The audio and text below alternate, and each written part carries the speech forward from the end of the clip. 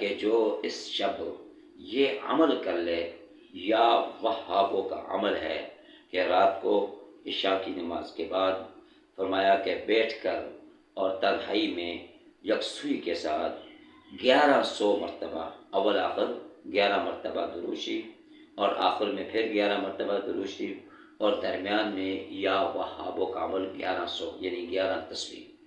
پڑھ لیں،